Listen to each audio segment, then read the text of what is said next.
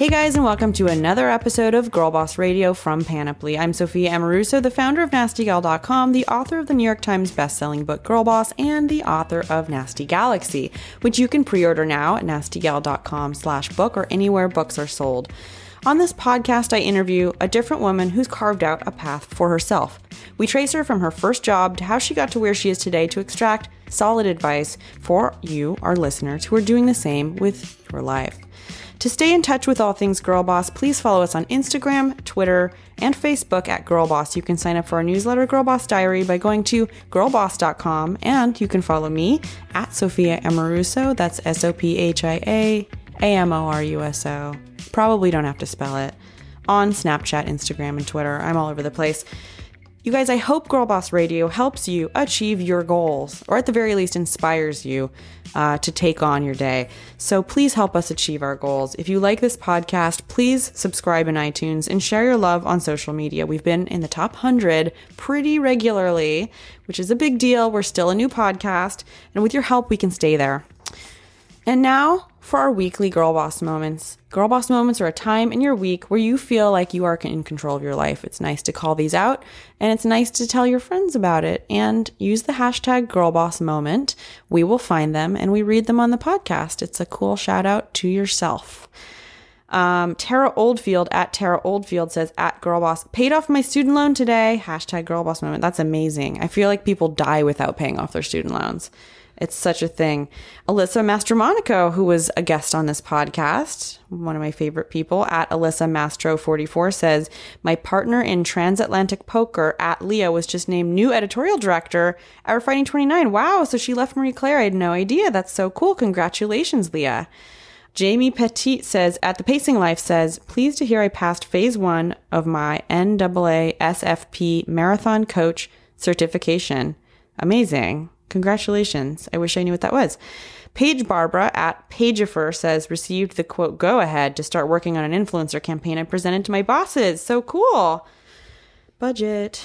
Lindsay Nolan, the _ a happy goose, says, now saving $9 a day in savings since learning in 32 years. It will be $1 million towards retirement. Hashtag mind blown. So cool. Clean eating couple at CE couple, putting an extra $500 down on my student loan debt with my first paycheck to myself from my business. That's a big deal when you start paying yourself. Just having the business pay for itself is one thing, and then taking a salary, that's a whole nother thing. That's a big, big step. Congratulations. Hollywood glamour can seem unattainable, but Cassandra Gray puts the glitz within reach with Violet Grey. The luxury beauty company curates the top makeup brands in one space. From eyelash curlers to lip liners, you know you're getting the best of the best when you visit Violet Grey. Every product on their website and in their beautiful Melrose boutique is rigorously vetted by their prestigious Violet Code, a collection of the who's who in beauty from magazine editors, makeup artists, and designers who rank their favorite brands. Previously, Cassandra worked in marketing for the Plaza Hotel, Dom Perignon, and Kiki Day, and we're so happy to have her in the studio today. Cassandra, thanks for being here. Sophia, thanks for having me. It's been a while since I've seen you. I think the last time I saw you was we went to the LACMA thing. Was that it? I think so. Well, we're here today. I'm so happy we're here. Me too. The first question I ask all of our guests is, what was your first job? And there's first career type job, and then there's also first like random ass job that you had in maybe high school or college. For me, it was working at Subway. The first time I made money was when I was, I think, about 9 years old, and I had a pretty unconventional childhood. My parents were hippies and migrated to San Francisco, as hippies do. And I was born at home with a midwife, the whole thing. And my mother and father were divorced when I was really young. And my mother, I was sort of an artist, Montessori school teacher, educator, and believed very much in sort of learning through life experience. So I was homeschooled. Wow. And we traveled a lot. So basically we would live somewhere for about a year, and then my mother would visit somewhere else, and then we'd move there. And there was a time that she remarried my stepfather, who was a stained glass maker. And because she was an artist, she drew the designs, and then he created the stained glass. It's very hippie. While they were doing that, I was sort of, arts and crafts on the floor, homeschooled, learning about what they do. And so I created dried flowers and put them in between two pieces of glass and then sealed them and sold them like at the art fair. Cool. What city was that in? That was in North Carolina. Wow. In a city called Asheville. I've heard of that. Which was at the time very artsy. Artsy. I feel like there's a lot of like punks and kind of like political people there. Now? Yeah. I don't know too much about the culture now, but sounds like it. It was sort of the alternative part of North Carolina. What was your first like legitimate job? So I had a lot of jobs by the time I was 19. I think the most impactful first job that I had was in a children's clothing store called Small Fries in Noe Valley. Oh, cute. That I think is still there. I feel like I've heard of that. I used to work at a record store on 24th in Noe Valley. Oh, really? It was probably there. Maybe we were there at the same time. I don't know. I was about 17 when I worked there. And the woman that owned it was like a former executive from The Gap. And she was a woman called Carol Yinney. And she sort of adopted me and sort of made me the manager and buyer. And I did the windows. So lots of creativity and also management experience. So I think that was sort of my first real job. How long were you there?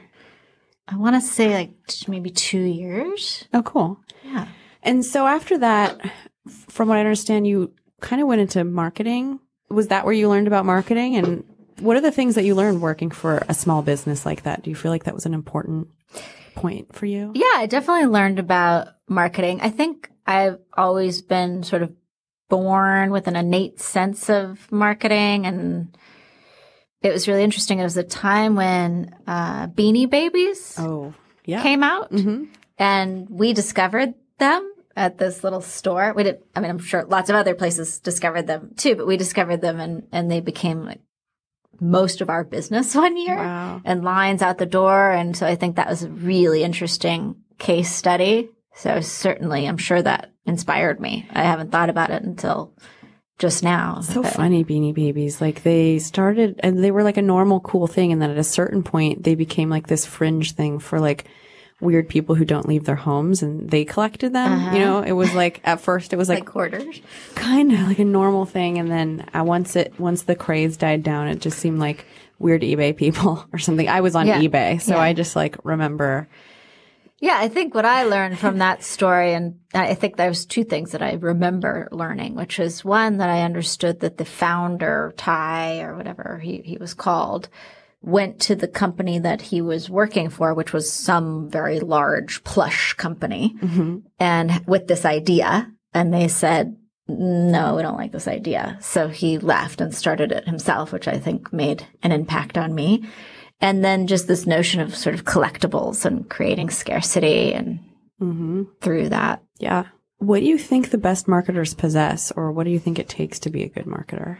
I think it's about transparency, and it's about emotional connectivity. And I believe that is very much rooted in authentic narrative and storytelling and why you do what you do. Which I think you guys do so well.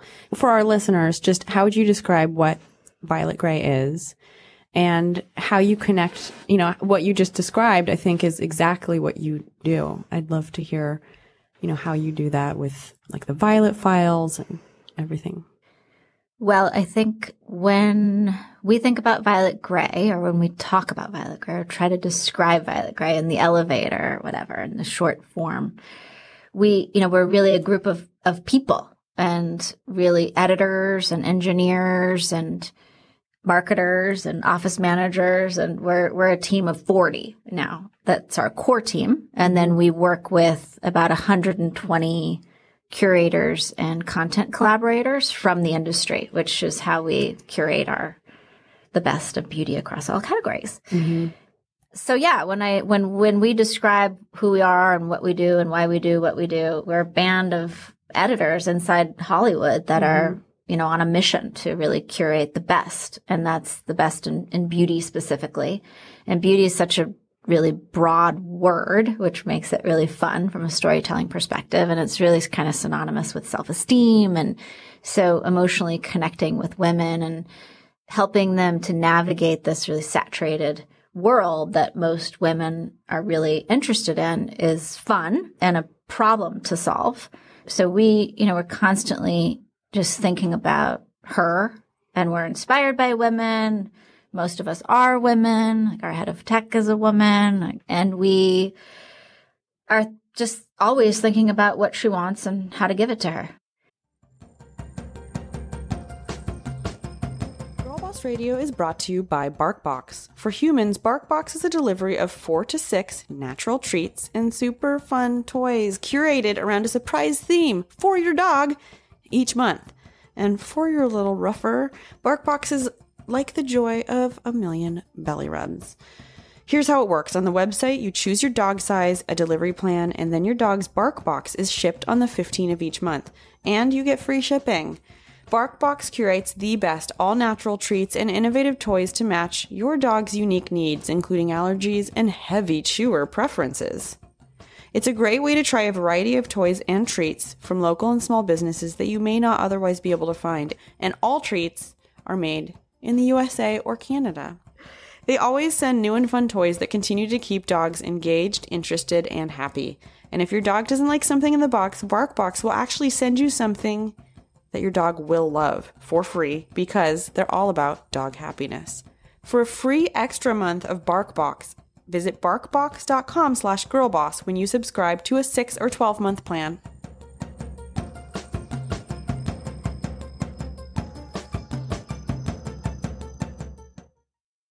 Where did you get the idea for Violet Grey? I wrote the business plan for Violet Grey when I was in New York. So before I lived here, I lived in New York for about 8 years. And the business plan, I'd written lots of business plans because I, like you, grew up in San Francisco where, well, sort of, because I had this whole time where I was, a gypsy running around. But my father always lived in San Francisco, and so I was with him most holidays and summer. So if I think about where I grew up, that's where I think of as home. And then I spent my early 20s there. And I think that's where I first got the sort of entrepreneurial bug, or just knew that I was going to start a company, and that's what I was supposed to do here. And I wanted to do it like in my early 30s. Like I really wanted to have fun and kind of learn a lot before I dedicated my life to building a company, because I knew, being around a lot of these young entrepreneurs in San Francisco, in San Francisco, everyone has a business plan. Like in LA, everyone has a script. It's the same kind of like in the water. So I think that's where it started in terms of me writing business plans and, reserving URLs and trademarks and all of that. So I've always had lots and lots of ideas for businesses and written them. And by that, I mean, I'd write 5 pages. Is there a market, and what's the white space, and why is it exciting, and was it exciting to me, and blah, blah, blah. So I wrote the business plan for Violet Grey when I was in New York, and kind of in response to, really Net-a-Porter as a business model was really inspiring to me. She's amazing. Yeah. I'm most fascinated with really human behavior. And that's what I've studied my entire life and what I've tried to work in and learn from. And I'm particularly interested in it as it specifically relates to luxury and sort of the luxury dream worlds, and even more specifically sort of the fashion houses. And, I very much consider Apple a fashion house. And so Apple and Ralph Lauren and Chanel, and these are all big, big inspirations to me. So I'm really interested in art that influences behavior, and specifically purchase behavior. Mm-hmm. So in thinking about the Net-a-Porter model, and then, when I wrote the business plan, it was pre-social media, and Facebook was there, but no Instagram, no Twitter. And it was just this notion of there really wasn't any one trusted source for beauty online. And then this notion of publishing was sort of flatlining. The brick and mortar stores, not a pleasant experience in my experience. So it's just this very simple idea that women were ripping pages out of magazines and schlepping over to Barney's or Bergdorf's or whatever. I was in New York at the time. And saying, I want this, like, because Sarah Brown says it's the best, or Jane Larkworthy says it's the best. These are beauty editors from Vogue and W. And this seems like a real problem to solve. First, these editors really aren't getting credit for the influence that they have on purchase decisions. And the editors in today's world, editors are authorities. And there's a lot of like a makeup artist is an editor, essentially, in beauty, because they're using it every day and filling up their kits with the best stuff. Anyway, so that was a very simple idea. It's like, well, now that we have digital, we could sort of solve this problem. Like, what if we could connect put those two things together? The power of those editors with a place where people can actually tear out the purchase page their and purchase recommendations it in the same place. Yeah, which we can, because it's called the internet. It's amazing. It's really cool. It's very cool. I think everyone's been trying to solve the content and commerce conundrum. Yes. How do you guys think about that in terms of balancing sending your viewers, your users, your readers, your customers to content versus product driven, like, messaging, I guess? I mean, the content is always talking about product, but, I think some people feel like content can distract from shopping, and it sounds like you may have figured out a place where those things can live in harmony. Certainly trying to figure it out. Yes, I think we've made some victories, tiny victories in the space. But yeah, it's really challenging because I think it's very much about authenticity. And so I think we are uniquely positioned because we don't allow anyone to purchase anything on our site that we wouldn't write about. And we don't write about anything that's not available to be purchased unless it's outside of the beauty category. And so I think we very much approach the editors in today's world. Editors are authorities, and there's a lot of editor, like a makeup artist is an editor, essentially, in beauty, because they're using it every day and filling up their kits with the best stuff. Anyway, so that was a very simple idea. It's like, well, now that we have digital, we could sort of solve this problem. Like, what if we could connect put those two things together? The power of those editors with a place where people can actually tear out the purchase page their and purchase recommendations it in the same place. Yeah, which we can, because it's called the internet. It's amazing. It's really cool. It's very cool. I think everyone's been trying to solve the content and commerce conundrum. Yes. How do you guys think about that in terms of content versus product driven, like, messaging, I guess? I mean, the content is always talking about product, but, I think some people feel like content can distract from shopping, and it sounds like you may have figured out a place where those things can live in harmony. Certainly trying to figure it out. Yes, I think we've made some victories, tiny victories in the space. But yeah, it's really challenging because I think it's very much about authenticity. And so I think we are uniquely positioned because we don't allow anyone to purchase anything on our site that we wouldn't write about. And we don't write about anything that's not available to be purchased unless it's outside of the beauty category. And so I think we very much approach our e-commerce and really omni-channel retail business as one of our channels that allows our readers to be able to purchase our recommendations. And so it's very editorial. And we also edit the collection. So each product goes through this pretty rigorous line of approval before it's deemed the best in class. It seems like so much work. Is it so much work? It's so much work. And we have to tell people about how much work it is, because once, I'm in the office, so once you see that there's thousands and thousands and thousands of products in each category, and that then they have to dig through them and find just the top 10, and then finding the top 5, and then why are those the top 5 is a process, but it's a problem to solve because it hasn't been solved before. And so we're definitely interested in giving her what she wants, and she wants to feel she wants to feel good about the purchases that she's making. Well, it seems like you have, your reader has access and your customer has access to these personalities who are, whether they're makeup artists or models or editors, who are seeing the best of the best every day out in the world, and then can come and sit on, I don't know if you call it a board, but with Violet Grey, influence what it is that's presented ultimately to the reader. And so, that's something that's harder to trust if they're pushing something on their social media that could be paid, they could be endorsed, but it seems like a real, I think I wrote this business plan when I was in New York. I didn't know that I was going to do it.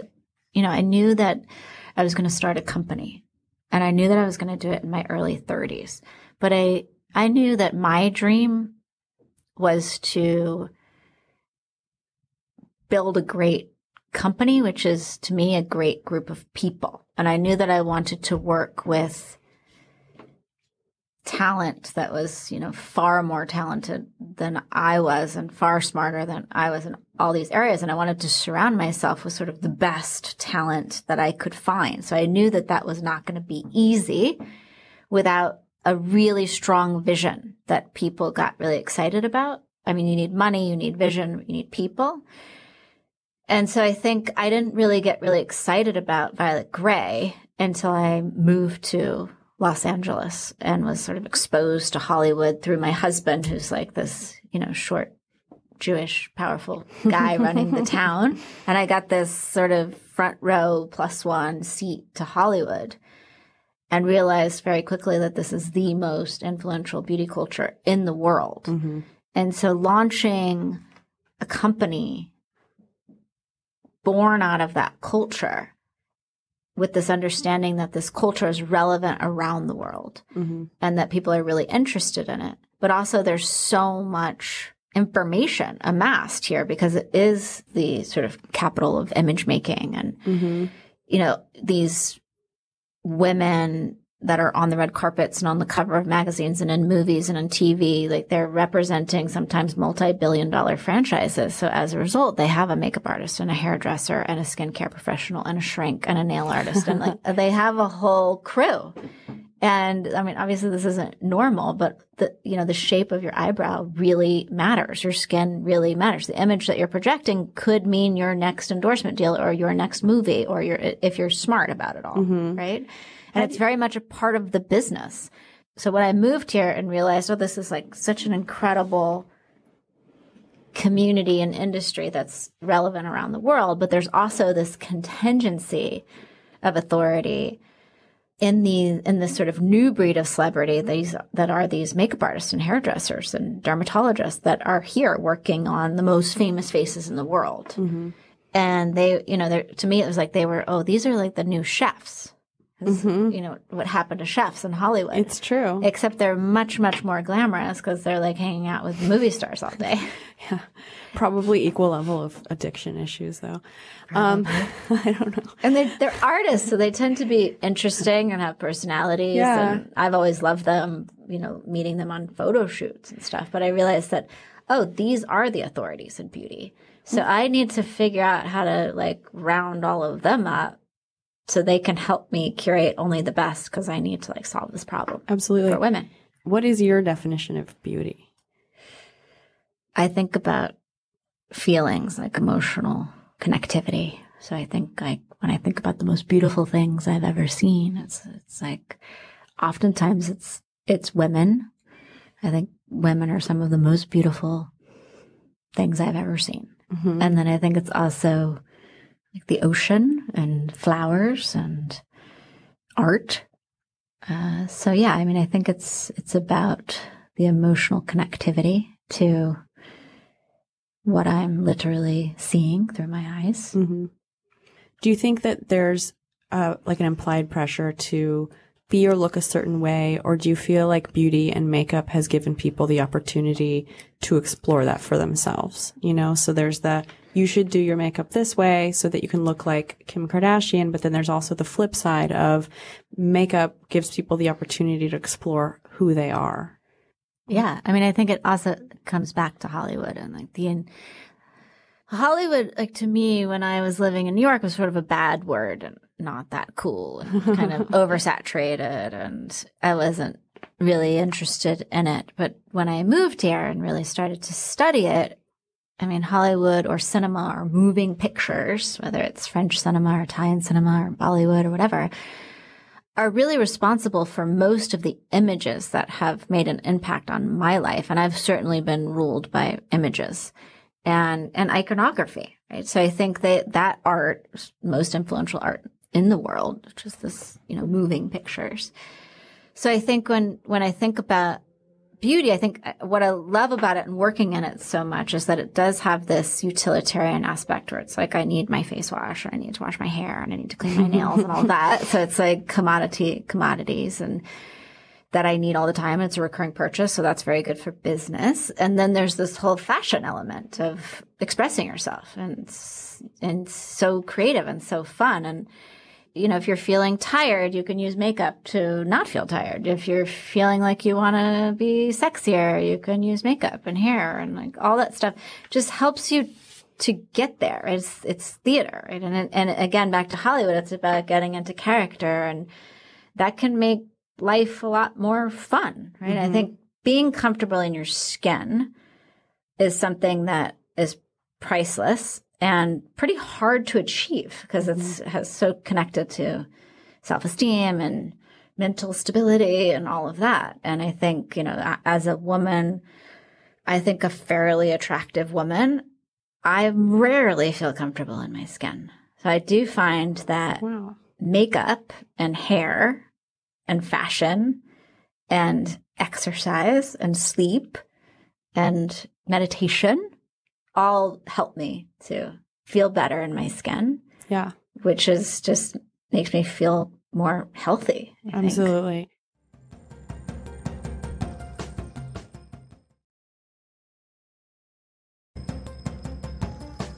Today's episode of Girl Boss Radio is also sponsored by ShipStation. ShipStation is a web-based software designed to help e-commerce retailers process, fulfill, and ship their orders from all the most popular marketplaces and shopping carts using all the top carriers. When you're selling on sites like eBay, Amazon, Etsy, Shopify, or your own website, it's always exciting to watch the orders come in, but then the real work begins. You have to ship everything out. And you have to do it quickly to keep your customers happy. That's why ShipStation.com is the #1 choice of online sellers. ShipStation automatically imports your orders into one easy-to-use interface. Then they'll help you choose the right carrier to get the lowest rate for every package. With ShipStation, you can easily create shipping labels for all the top carriers, including UPS, FedEx, and USPS, right from your computer. You can even manage, ship, and track your orders on the go from your smartphone or tablet with the ShipStation mobile app. And right now, try ShipStation free for 30 days and get an additional month free only if you use the exclusive offer code GIRLBOSS. You guys don't wait. Go to ShipStation.com, and before you do anything else, click on the microphone at the top of the homepage and type in GIRLBOSS. That's ShipStation.com, offer code GIRLBOSS.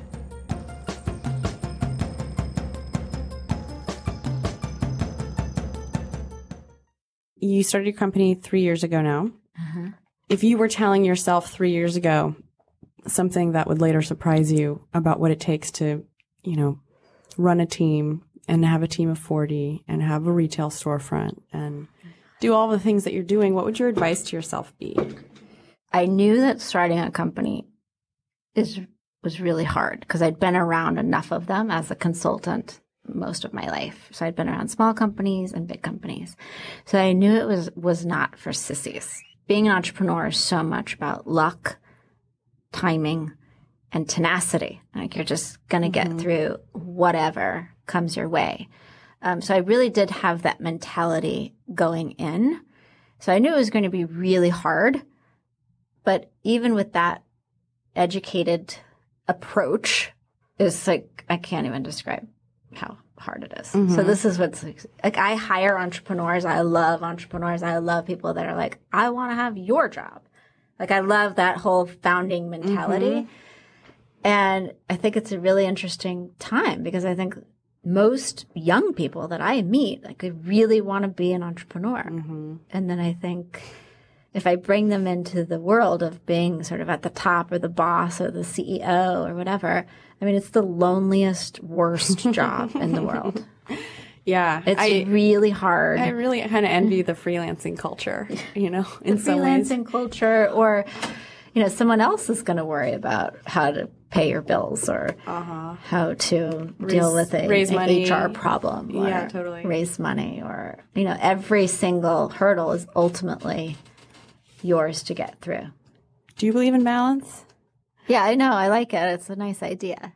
I mean, my work, because it's always been really... I love that it's so foreign to you that you're like, yeah, no. Well, I think, you know, my work has always been... I have to be really passionate about it to do well and to enjoy what I'm doing. And I've never wanted to waste time. Like, I've had a lot of experience with death in my life, which is probably one of the reasons why I feel that way. But I do not like to waste time. So I really value my time very, very much.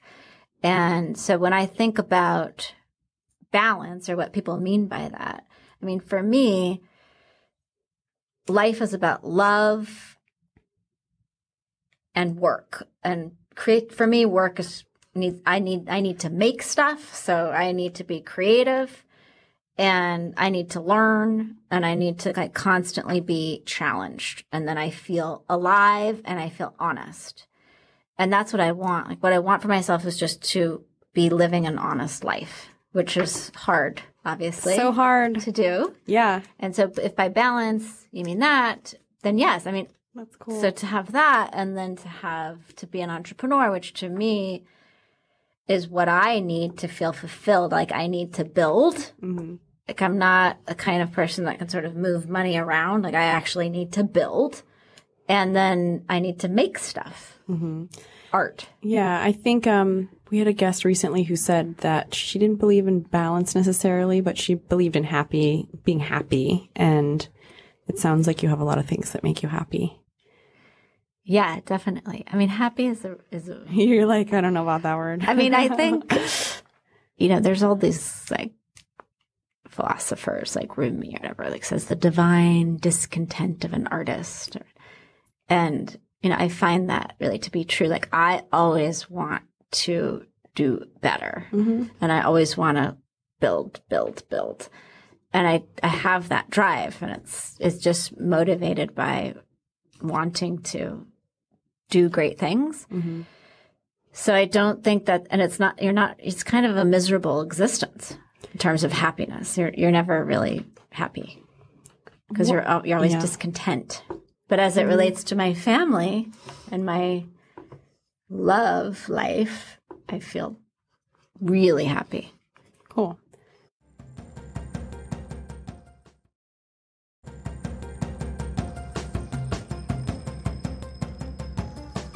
Girl Boss Radio is brought to you by Squarespace. Squarespace is the all-in-one solution for anyone looking to create a beautiful website.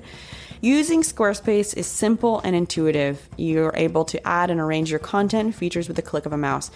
Girlboss.com is on Squarespace, and I think it's kind of pretty. They also make adding a domain to your site simple. If you sign up for a year, you'll receive a custom domain name for a year for free. Squarespace also creates beautiful templates. Their online store has award-winning templates, customizable settings, and more, all without a single plugin. And if you're in a bind, Squarespace offers 24/7 customer support. Every member of the customer care team is an experienced Squarespace user. No matter how technical your problem or trivial seeming your question, a team member is always online to assist you. So, start your free trial today. Go to squarespace.com and enter offer code GIRLBOSS to get 10% off your first purchase. And then tweet me your new website.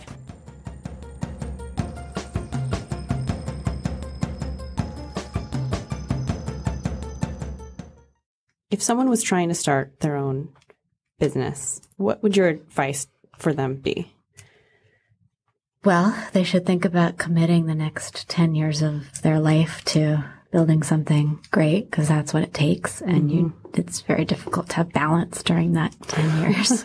Yeah. And know what you're getting into. And you can't be afraid to fail. I mean, failures, you can learn just as much from failure as you can from success, if not more, probably more. I agree.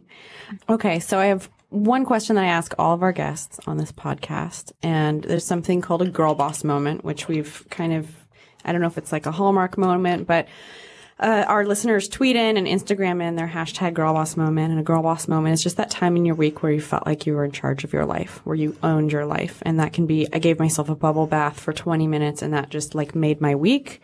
And it can be, I got a promotion or I got a new investor that I've been working on forever. Cassandra, what would your girl boss moment of the last week be? Yeah, I mean, I think that lately I've been really focused on company culture, and we've had ups and downs in our company culture. And when it's up, it's been really, really good. So sort of maintaining that has always been a challenge, and I think will continue throughout our existence. And this week, I was really focused on sort of, I always call them chess moves. Like, what are 9 chess moves that we can make to make the culture better and to make the culture the kind of company that we all want to work for? Because we're still building the company into the kind of company we all want to work for. And so I started to sort of chart this out in the morning on my to-do list. And I realized, like, oh, to improve on our culture, I have to engage the whole team to do it. I think this is a girl boss moment, but I'm not sure. It is if you say it is. I don't know. Tell me. So I came to the realization that I needed help, and I wanted to engage the team to sort of help me with these optimizations and sort of quick wins that I thought we could implement. And I sent out an email that described sort of what I thought we could implement now, and then what I thought we might be able to implement later that we could be working towards, like the things that people always ask for, like summer Fridays and free lunch. Yeah. So I sent out an email to everybody that this is like a priority for me and could, who wants to help me. And pretty much everyone on the team wanted to help me and That's responded. amazing. And so now we have this kind of culture club. That's a really good one. That's cool. And asking for help, just regardless of what it is that you're talking about, is a really big one. Really big one. I'm so bad at it. Me too. I think that's probably something I've learned the hard way. Uh-huh. And it's not because I'm a control freak. I'm actually not really a control freak. I'm very happy to let other people take on responsibilities. But I think it's hard for me to put myself in their shoe or let them do it in the way they would do it versus the way I would think about it. That's control. Don't you think? Yes, but I think that's what I'm trying to say is that I've come to the conclusion that I am much more productive when I sit on my hands and don't try to. And your team's happier. Don't try to ask or dictate the way they execute based on the way how I would execute. And I've learned that there are many different ways to totally slice. Flip an egg. Totally. Cool. Cassandra, thank you so much for coming on Girl Boss Radio today. For our listeners, tell them where they can find you and Violet Gray. Well, you can find me on Instagram at Cassandra Gray or at Violet Gray. And then you can shop for the best in beauty on violetgray.com. Cool. Thank you. Thank you very much. All right.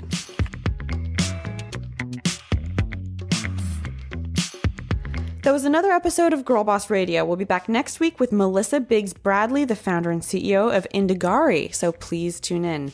Our producers, Sharon Morris. Thanks also to Emily Odelia Rubin, Kristen Meinzer, Laura Mayer, and Andy Bowers at Panoply. Thanks also to the band Phases for our theme song and Same Animal for our interstitial jam. I'm Sophia M. Russo. I'll talk to you next week.